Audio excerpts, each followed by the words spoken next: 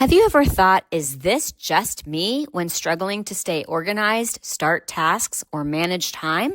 For those of us over 50, these challenges might not be just aging. They could be ADHD hiding in plain sight for decades. I'm Jamie Shapiro, host of Grandma Has ADHD, and I'm building a community where your experiences matter. Whether you're diagnosed, questioning, or simply curious, you're not alone. Our Facebook group is filled with vibrant, understanding people over 50 who share their stories, strategies, and yes, even their struggles, with plenty of laughter along the way. Ready to find your people? Join our growing Grandma Has ADHD Facebook community. Please like and subscribe to the podcast wherever you listen and share it with someone who might need to hear they're not alone, because ADHD doesn't have an age limit and neither does understanding yourself better. Together, we're changing the conversation about ADHD after 50. Come be part of the story. Hi, and welcome to today's episode of Grandma Has ADHD. This is going to be a really interesting conversation that I think is going to benefit a lot of people. So our guest today is Priscilla. Am I able to give your last name? Yes, Davis. Priscilla Davis. And we actually connected in an ADHD group called ADHD for Smartass Women. And she shared that she had figured out a way to tame the paperwork in her house, which I will tell you is a huge issue for those of us with ADHD, but it's an even bigger issue for seniors because they don't rely on technology the same way. And there's a lot more fear around technology, but they also didn't grow up with technology. I heard a great analogy that for the older generations, we are tourists in a technology land where our children are technology natives, having grown up there. But I thought that it would be really helpful, rather than hearing from an organizer who does not understand the ADHD brain, to hear from someone just like me and you, who I just thought had the coolest way of going about it. And I read what she wrote and she shared it with the whole group. And I was like, I want you on the podcast. So Priscilla, and one more thing that I wanted to share that makes it significant is Priscilla has a child that has additional medical needs. And so she has to keep documentation. And I think that that's also something that a lot of the senior clients that we are talking to face, because there's more issues with your health as we age. So welcome to the podcast, Priscilla. Thanks for having me, Jamie. It's so great to be here. Oh, I love it. So yeah, give me a little bit about your background and a little bit of what you do, and then a little bit about your ADHD journey. Sure. So I am, first and foremost, I'm a mother of like you said, a child with special needs. She's 19 now. And so you can imagine the amount of paperwork that has accumulated over the years, both from school and medical issues, from all the different specialists we have to see, and it piles up really quick. I'm also a massage therapist on the side, and so there's documentation on that side, though that is more technical. Thankfully, that's more on digital side. But for the most part, my primary job is to care for my daughter, and having my own ADHD to deal with can be really tough managing it all. And I'd be lying if I said I didn't get overwhelmed with balancing so much at one time. And my husband is currently a corrections officer, now training for a parole officer. So I often have to deal with all of this stuff on my own. So yeah, I'm glad I could share this epiphany with other people. So. By the way, that's one of my favorite words. It's epiphany. Do you find that with ADHD, you have epiphanies all the time?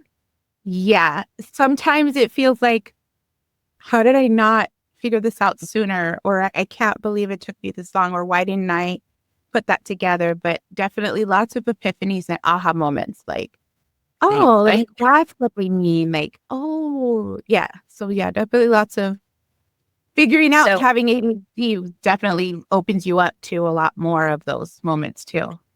Yeah, I heard the expression popcorn brain, but you also said something that I want to call out to you, that why didn't I think of this sooner is really self-talk that's negative. And that's Mhm. something that people with ADHD tend to do. So I'm going to challenge you. And I know that that wasn't what the podcast is about, but I'm going to challenge you to reframe that and give yourself Mhm. more credit, because you've got a lot on your plate and you need to be the kindest person to yourself. I appreciate that because I tell that to other people and I'm like, hey, you don't know what you don't know. And you Right. just never know when. Sometimes you have to hear things a million times before it comes together for you. And it's like learning a new Especially, word and all of a sudden you hear it everywhere. And you're like, oh, I saw that movie a million times. I never noticed that word. And yeah, so you're right. Thank you for the reminder. give me your ADHD backstory. How old were you when you discovered that you have ADHD? I was somewhere in my mid 30s. I couldn't tell you exactly when. I want to say maybe about 35-ish, so maybe about 10 years ago. I What wasn't did you? officially diagnosed, Mhm. but officially diagnosed, I would say somewhere maybe a few years later. I followed, I don't know if you've heard of Leonie Dawson, but she's one of a very prominent hippie business coach from Australia. And as she started to discover that she had ADHD, she started sharing all the symptoms and like, I don't want to call them red flags, but just like the flags of like, hey, and I started going, wait a minute, that sounds really familiar. And it all Mhm. started to come together. And of course, you're always hesitant to self-diagnose.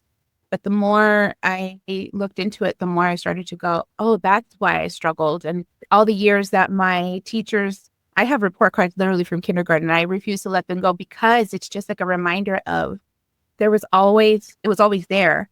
And the teachers would say like, oh, she was chatty today, or she had a hard time focusing. And she has so much potential if she would just apply herself. And coming home with D's and F's and being really frustrated with myself and not knowing why I couldn't just do the homework that felt like torture to me. If it wasn't for class participation, I would have failed everything. But a lot of times, just all of those things coming together really help me feel lots of things, right? Like there's the grief for what could have been, and then the relief of, oh, there's a reason for this. I'm built different. And, sometimes you can feel like, oh, look, something's wrong with me. But thankfully, because I had a child already with special needs and a learning disability, I kind of already had the mindset of differently able doesn't mean less than, it doesn't mean Mhm. broken. So I kind of was more self-accepting rather than Mhm. feeling defeated by the diagnosis. Mm. That's great. That's great. I'm going to go on the ADHD tangent with you for a second before we go back. Okay. Have you heard of the telepathy tapes yet? No. Okay, so it's a podcast, but it's also, there's a website, Telepathy Tapes. It is nonverbal autistic kids who they have figured out are able to communicate telepathically. If you're not watching, you didn't see Priscilla's face just go into the, oh, yes, I have heard of that. Literally just saw the video like maybe last week or so. So it's, Right. yeah, I did see it and it was I started So, following the account and I couldn't get myself to watch the whole thing because it is very emotional thinking that my daughter's nonverbal. And oh, it brings up a lot of stuff because it's like you don't know what's always going on. Like, you know? no, these kids were brilliant. They were Mhm. brilliant. So you want to definitely listen to that podcast. Now we're going to go back to our regularly scheduled program. And for those of you who are Okay. listening, you just got to see an ADHD moment when we went on a tangent with a squirrel. Okay, so it sounds like that was your ADHD journey. You put it together when you heard somebody else, and then you looked back on your life. And exactly what you described is my story and most people who I speak to, and definitely, I'm sure, many of our listeners. Okay, so bring me to the paperwork mountain. What made you decide to tackle it, and how did you do it? I started therapy because I felt like I was drowning, and that probably started about 7 years ago. So a few years before I got diagnosed, not realize, like suspecting, but not knowing for sure. And as I went through therapy, I started learning how to care for myself. And it's one of those things, it's a very slow journey and you have to really trust the process. But as Mhm. things started to come together and I started accepting myself for who I was and started wanting to change things from a place of love for myself. Sorry, I'm emotional. It started coming from a place rather than shame.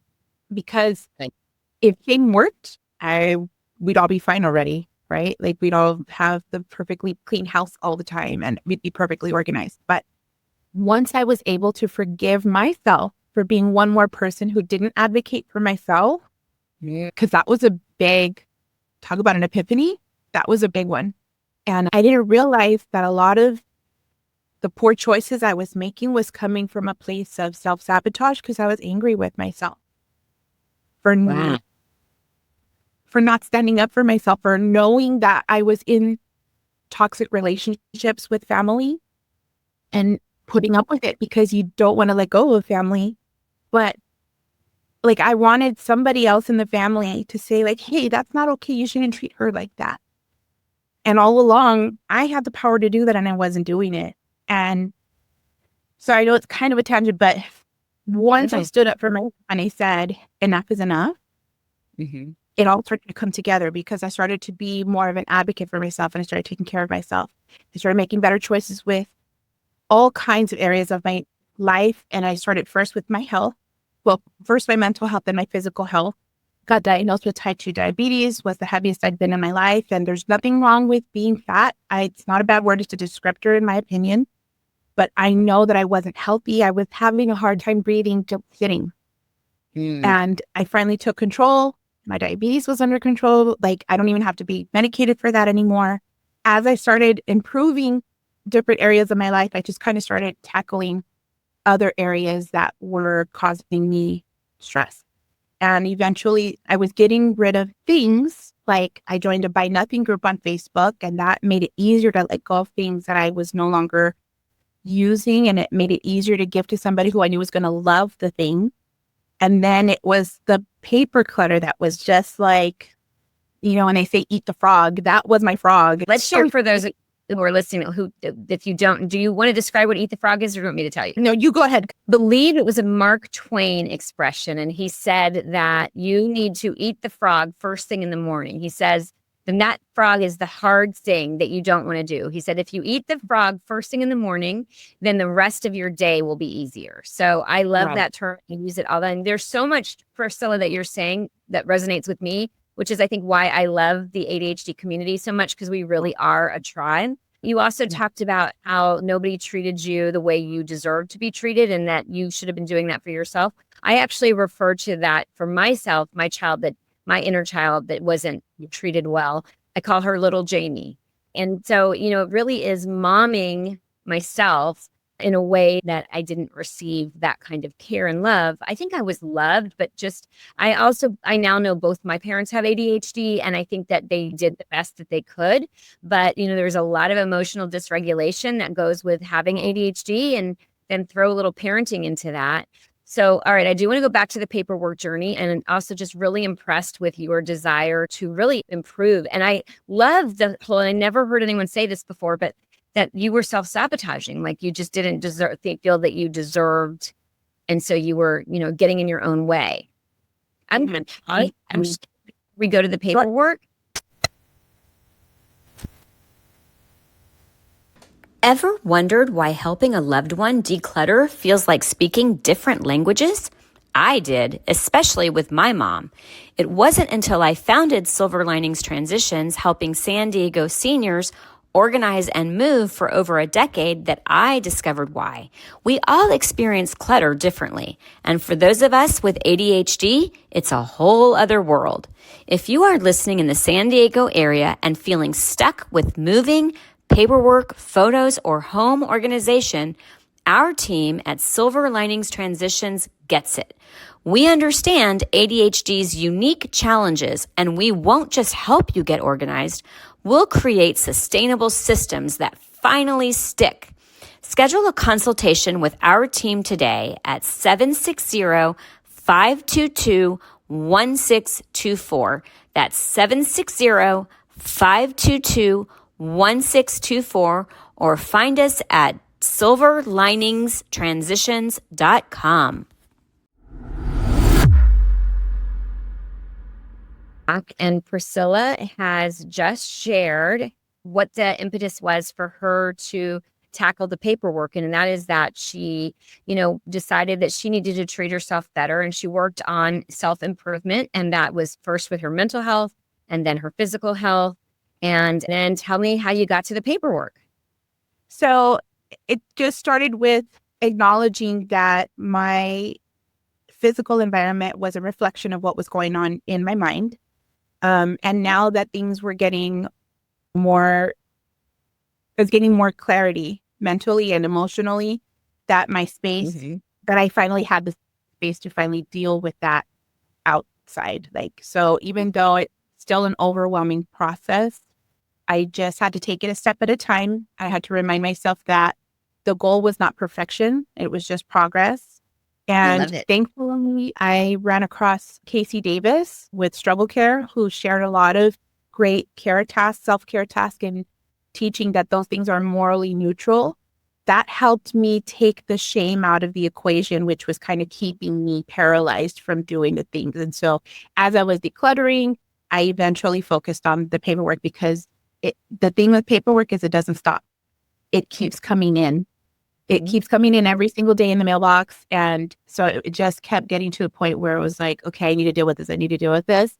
And finally, I just said, okay, today's the day we're going to deal with it. And we're just going to do it a little at a time. And that's kind of how I came up with my hack and shared it with the group. And again, it's not perfect. I'm probably a little behind now, but that's okay. I don't feel like I'm going to drown in that paperwork anymore. Like, I feel I can get a handle of it again. So that's awesome. Okay. So tell me how you started. And by the way, starting for people with ADHD, especially when there is a big task to do, is usually what keeps us stuck. And I love that you said progress and not perfection. And there's perfection poisons progress. I learned that in my ADHD coaching. It's so true. And so for you to get started, I want to acknowledge that. And also, if you are listening to the podcast, which obviously you are, if you're here, acknowledge that even listening to this podcast and trying to learn is doing something. And we just need to do a lot more patting ourselves on the back. We've had so many negative messages in our lives that we need to really focus on all of the positives. Go, Priscilla. Tell me what you did. Okay. So I started with the incoming current mail, because I knew that was the stuff that was going to add to the pile, or I'm going to stop it from growing the pile. So I went ahead and I started with getting rid of the junk mail before it comes in the house. I live in a condo, so I have to go get my mail, and it happens to be by the pool. They have a trash can there. So before anything else, I open up the box. I go through all the junk mail, credit card offers, everything that it's not urgent, I don't need it, I throw it in the trash. I'll go through it if they have, sometimes it makes it look official, but it's really not. It's just another way to get you to get insurance or whatever. Goes in the trash. And then I'll bring it in the house, and then I will open up all the envelopes that look important, and then start taking out the junk that's in there. So I'm taking a pile of paper like this big, and now I've gotten rid of the junk. So that's more than half of it. So now it's a lot more doable, right? And then I'll go through that, open up all the envelopes, throw away the envelopes that they came in, and then I will take out any extra envelopes, because a lot of times you'll have extra envelopes in there. And this one, I think everybody's going to really understand if they're on Medicare, because my daughter gets Medi-Cal.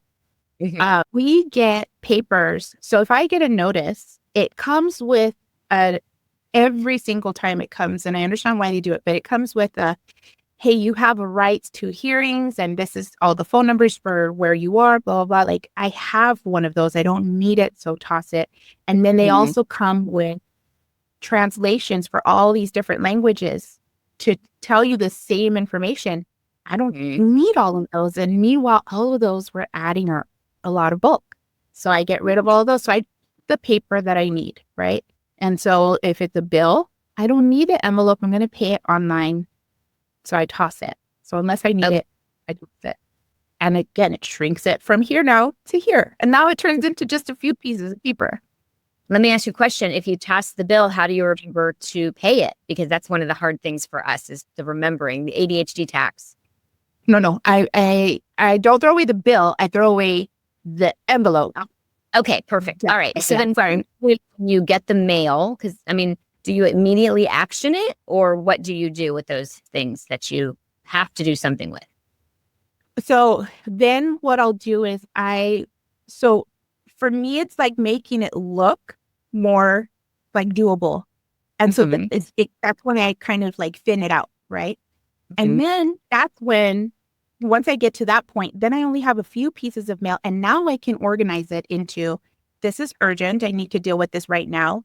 And that will go like, I have like a clipboard here. So I could just clip it there and I know like, hey, this needs your attention like right now. And oftentimes I'm checking at 5, 6 o'clock in the evening, 7 o'clock in the evening, like business hours are done. So, if I can do something, I will. If I can't, it stays there.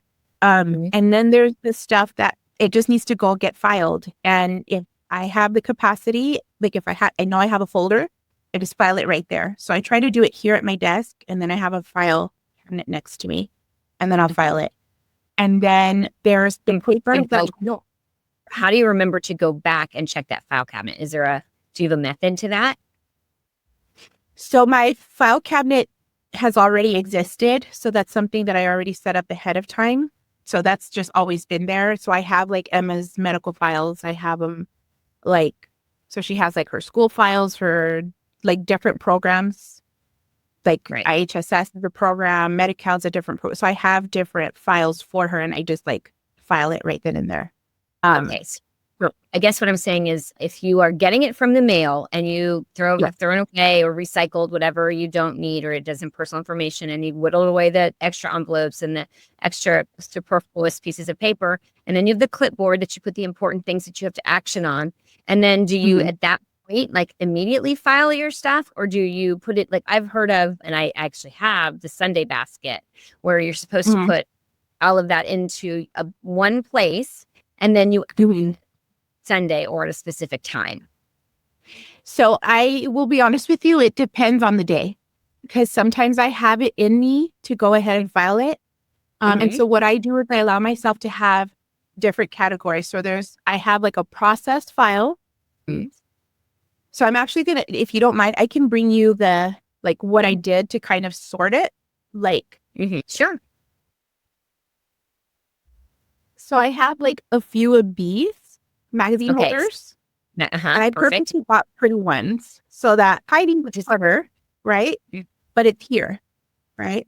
So when I first did this, I had to put everything in the bins. And I only went as long as I mentally could handle it, or until the bins were full.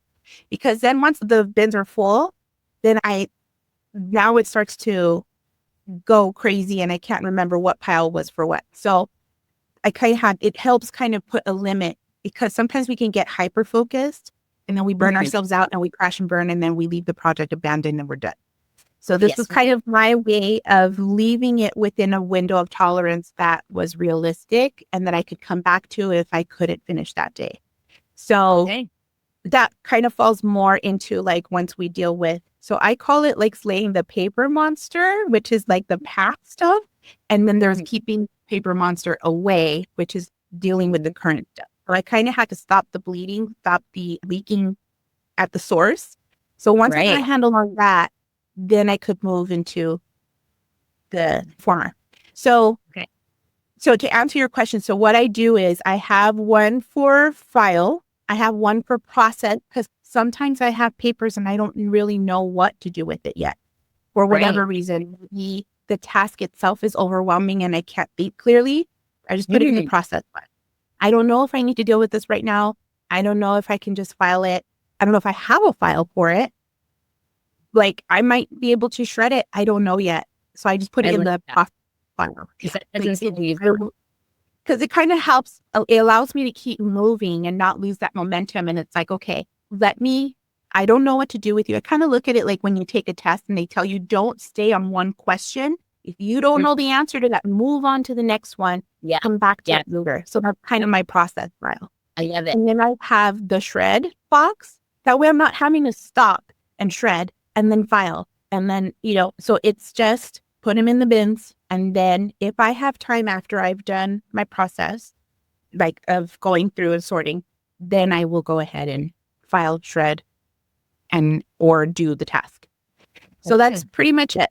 And I have another bin for read. So those are like my magazines or catalogs or brochures. And it helps keep that organized too, because if I get like a catalog from, say, Costco, I love looking through the Costco stuff. I don't always buy everything from that, but it sometimes reminds me like, oh, I need a supplement and oh, it's on sale. So, but sometimes I'll have something that's a year old and it's just been taking up space, stressing me out, adding to the clutter. So when I have it in this bin and I go through, I'm like, oh, that was from 2 weeks ago. I can chuck it now.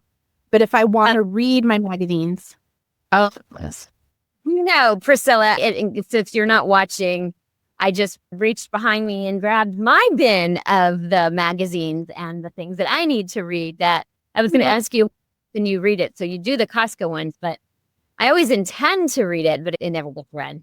Yeah, I'm guilty, but it makes me feel better knowing that I have it there. And honestly, I don't get too many magazines anymore. I like more my massage and bodywork magazines for my job. And then it's more like a library for me. I get to go back to it. And like I said, the Costco stuff will be there. But because I made so much progress getting rid of so much paper clutter, I'm more prone to going, do I really need this? No, and I'll chuck it. So I used to keep like the AAA, like travel things like oh, I could plan a trip. And then like I'd have all these. So now I just look at it, I'm like, I'm not going to look at it. I'll toss it. I just don't want to go back to the chaos. So I love that you were basically keeping the paper monster at bay by tackling your paper on a daily basis or however that you're doing it in a system. Tell me how, and this was one of the things that intrigued me, is how you got to all the rest of it. What was your process? Okay, so once I was able to get a system going for the current stuff, then I had the space to go for the past stuff.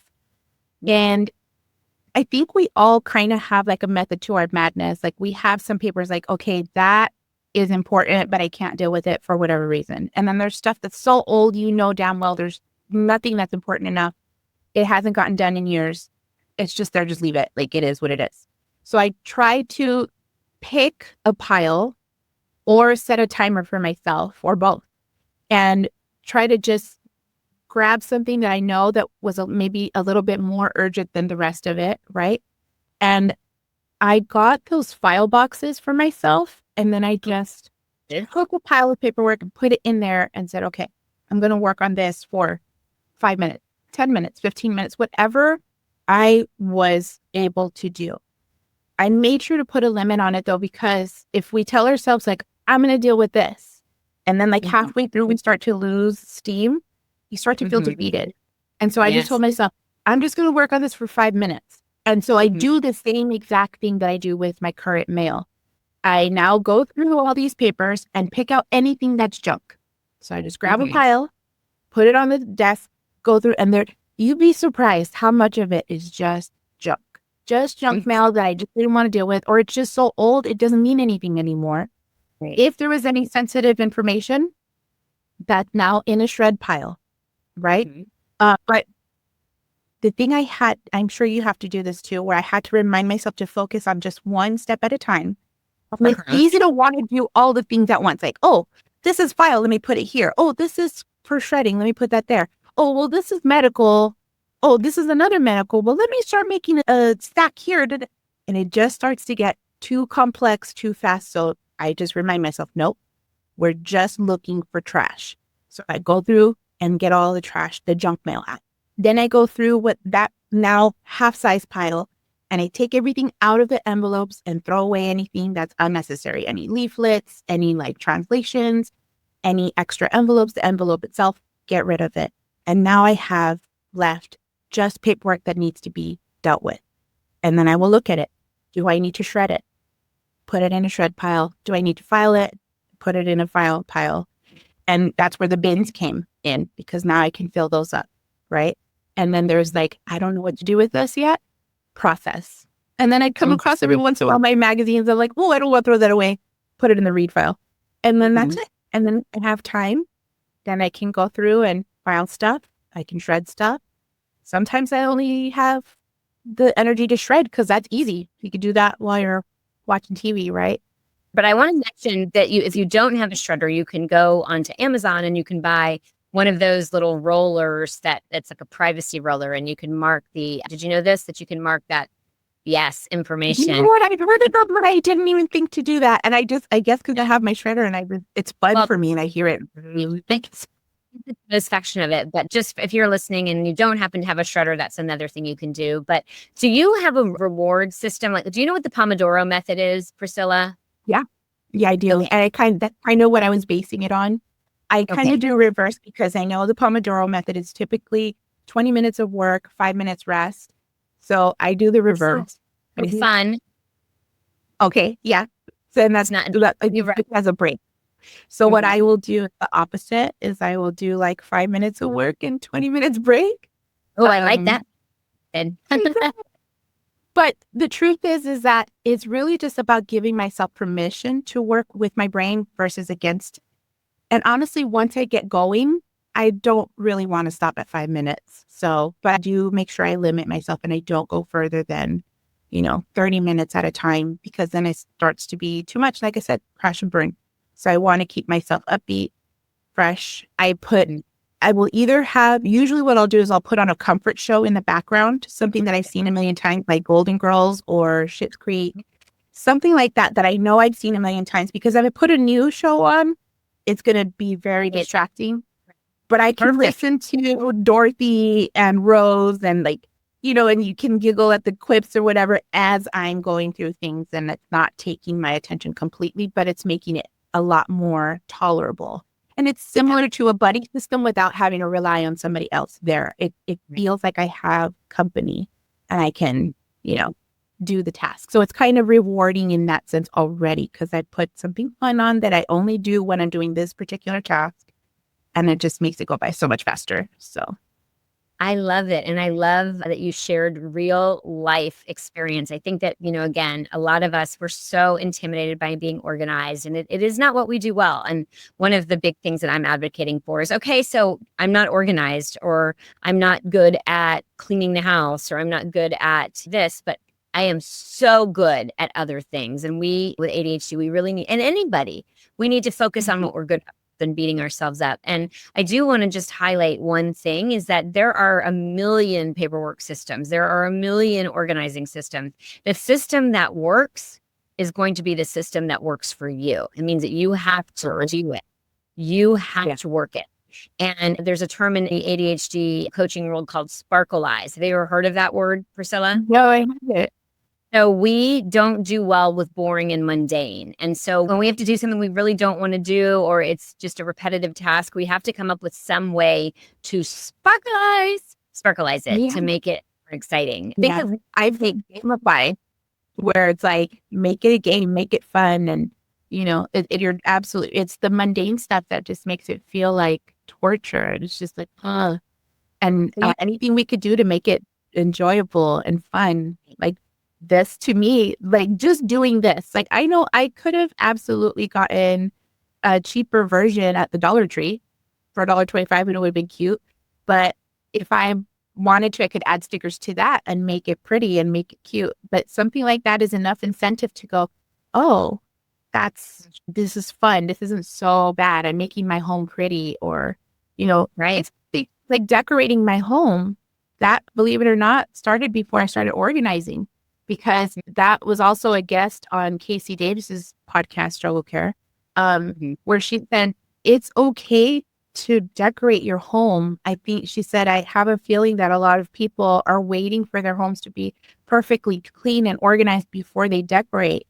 And then that can leave you feeling like stuck because you're so overwhelmed. But, you still deserve to love the space that you live in. And that's kind of how that started. And I started decorating my house, and now I want to keep it clean. Now I want to. Is it perfect? No. And that's, again, not the goal, and I don't care. But I love the home I'm in, and now I want to do the things to take care of it and to take care of myself.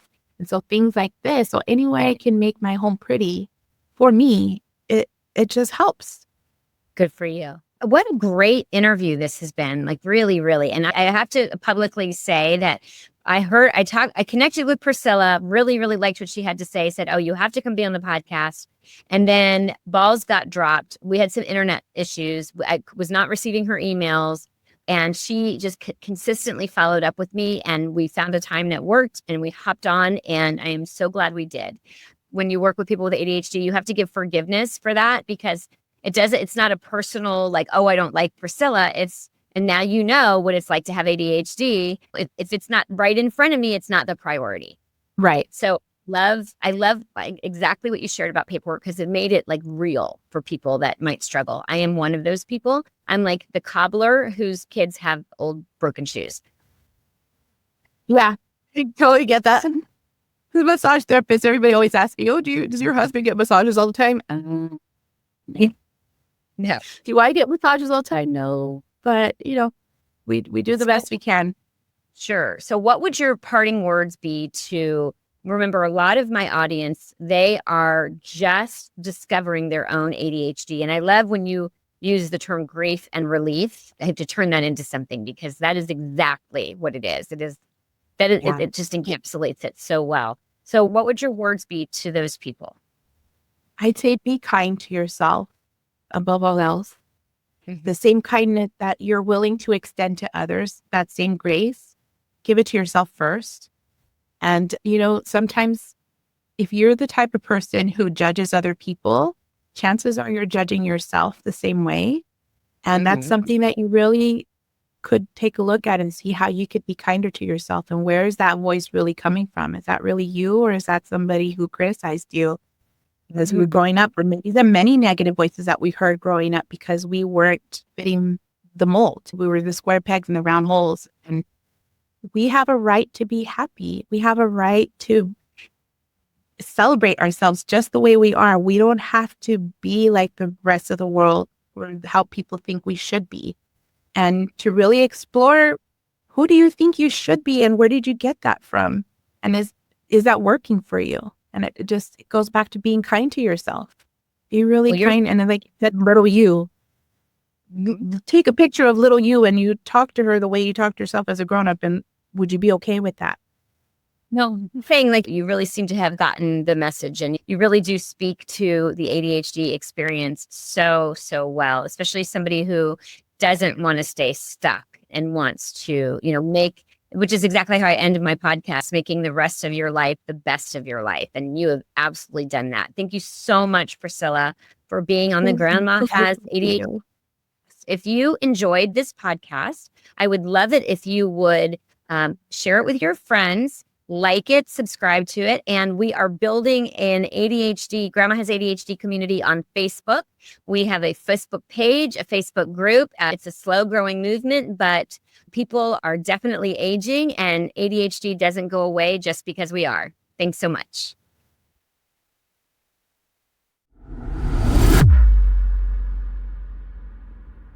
The opinions expressed on Grandma Has ADHD podcast are those of our guests and hosts and are intended for informational and entertainment purposes only. This podcast does not provide medical advice, diagnosis, or treatment. The content discussed in this episode is not a substitute for professional medical advice, diagnosis, or treatment.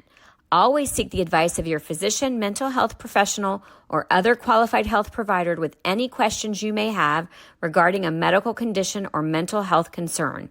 Never disregard professional medical advice or delay in seeking it because of something you have heard on this podcast. If you think you may have a medical emergency, call your doctor or emergency services immediately. The host, guests, and producers of Grandma Has ADHD do not assume any liability for the content of this podcast. Listen at your own discretion.